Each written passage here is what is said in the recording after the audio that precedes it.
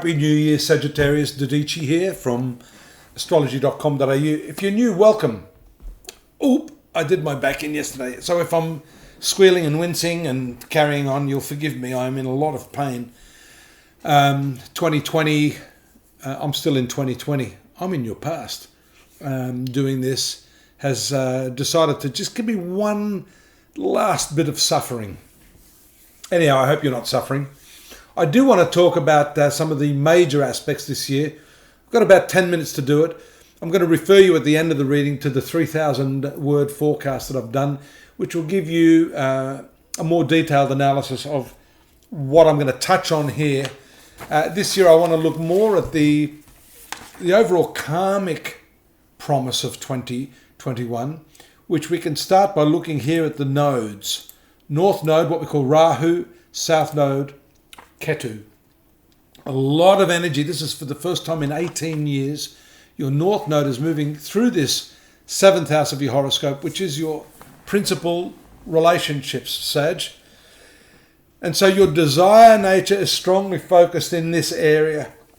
Now, I also want to look at the eclipses this year because that's going to really focus the energy. The lunar eclipses and the solar eclipses. The first one on 26th of May takes place in your sun sign. So the 7th house is the relationships you keep. The sun sign is you yourself. So we see here that there's some redefinition. Talk about a reset. This is a reset for the sign of Sagittarius. At that point in time, at the point of the eclipse, 26th of May, at 5 degrees of Sagittarius. So people that are born in that early part of Sag especially are going to feel the full impact of this lunar eclipse. And the moon is ruling your 8th house of psychological transformation. So there's a lot going on here. Notice also Venus, which is the planet of love, fully looking at your 7th house of marriage. So this is the reset for you. This is what I would say a key turning point in the next 12 months, and it will focus very, very clearly your relationships with your principal partner. But get ready for this. It's going to focus you even more on a more important relationship. I talk about this a lot, and that's the relationship that you have with yourself. In the past here, we see the cutting off of the energies of Venus, the planet of love, with Ketu, the past karmic point. Look at the closeness of this conjunction. The eclipse is going to be a little bit behind that, but I think it's going to trigger this need for you to look into your past and clearly understand what it is about your self-esteem, what it is that's undermining your relationships, what has undermined them, or let's not say undermined, but let's just say constrained you from fully blossoming in the relationship and really experiencing that blissful component of a partnership. And I have to say, I think it's got to do with the fact that you've been reaching out, and you see that there in that eclipse, reaching out through that desire nature of the North Node in the area of relationships, reaching out for your fulfillment to the other person. No harm in that, but you're not going to be completely fulfilled if there's that big gaping hole in the relationship with yourself. Once that's worked on, and that eclipse is going to bring that right up into the heart level for you, and you're going to get to look at that, and you're going to get to understand intuitively within yourself what you have to do for yourself, what's lacking in yourself. Second eclipse takes place, and I should mention here as well that on the 14th of May, your ruler, Jupiter, which has been here in this great conjunction in the 3rd house, quickly, it moves so fast that by May, look, from 2 degrees at the outset of the year, within 5 months it's moved into the 4th house of your horoscope. This again has to do with your self-love, your sense of self, your inner happiness and contentment races into this area. And then it's going to do a retrograde motion on the 21st of June. And that takes place 11 days after the second eclipse, the solar eclipse, that's going to take place in the sign of Gemini. Well, hello. How did we know that was going to happen? The relationship area. So the first eclipse, the emotional eclipse of the moon, is all to do with one's relationship with oneself for you. And then bang, the celestial forces throw that energy back at the person or persons you are involved with. You will be forced, in spite of yourself, to deal with any of those unresolved issues in your relationship. Retrograde Jupiter on the 21st of June means that even though it's moved here into the 4th house, it's going to move back out on 28th of July, back into this 3rd house.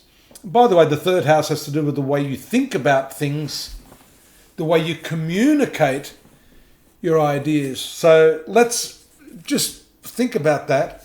You're going to have all of this energy focusing your attention on yourself. That I'd like to think it's an epiphany of sorts for you as that eclipse takes place. But then we see that second eclipse here in the relationship area. But I want to bring you back to this transit of Jupiter. How do you communicate relationship with self, relationship with other? The mind is the go-between. How do you translate the insights, that epiphany, into a practical working development of the relationship, so to speak? That's what this revisionary process is for you. Says the retrograde motion of Jupiter at that time of the year back into this 3rd house. You'll notice also Saturn is here. It's going to move through this 3rd house a lot more slowly. Your ruler will end up moving out of here, but not until it does its retrograde, then forward movement, and then on the 29th of December, it moves back into this area. It's going to be a nice 2022, but I don't want to jump the gun on that. Suffice to say that Saturn is going to make your thoughts much, much more serious throughout the year 2021.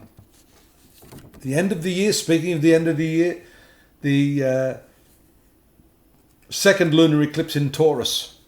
Now that's an interesting one. Taurus is here in the 6th house. That has to do with reshaping your workplace agreements and relationships. So this is a professional component. That's also a position of uncertainty. That's been a position of uncertainty for some time.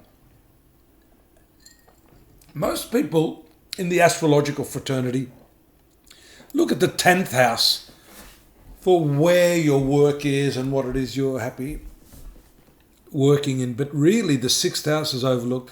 The 2nd house is your income and finance. You note here Pluto, the transformative planet, transforming the way you perceive your money. We've talked about that throughout the year. But here Uranus really shaking things up in the environment of your work and the nature of the way you work with people. COVID may have had something to do with that because of the fact that a lot more people are working online.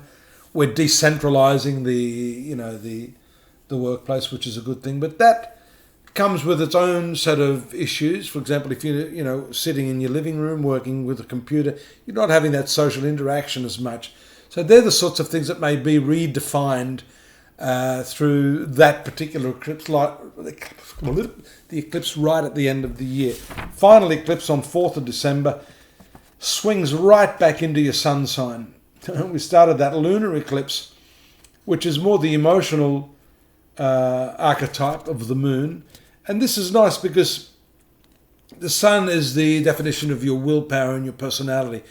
And so that's also good. The eclipse has cut off the light or the energy of the planet in question. But I think that is really the pinnacle of the year for you, because it brings the 9th house energies of your horoscope, Leo, which rules this upper spiritual part of the map into the sun sign area. So I think that insight or the epiphany we talked about earlier in the year is going to be very much triggered in understanding and practical insight by that eclipse that occurs at the very tail end.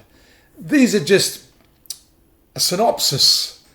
Do go to the site astrology.com.au. You're going to be able to see exactly the timeline and all the other planets, how they're working, and it's just such a beautiful tapestry of energies, and you'll see how it refers to you if you go to have a bit of a look at that. Of course, I've got the monthlies I'm doing. I'll be back in February to do that. If you need more help with a detailed personal face-to-face reading, I'm here for that. Drop me a line. Subscribe while you're at it.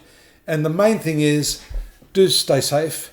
I just really hope for the best for 2021 for you, and all the best for the new year. See you in February, Sag. Bye-bye now.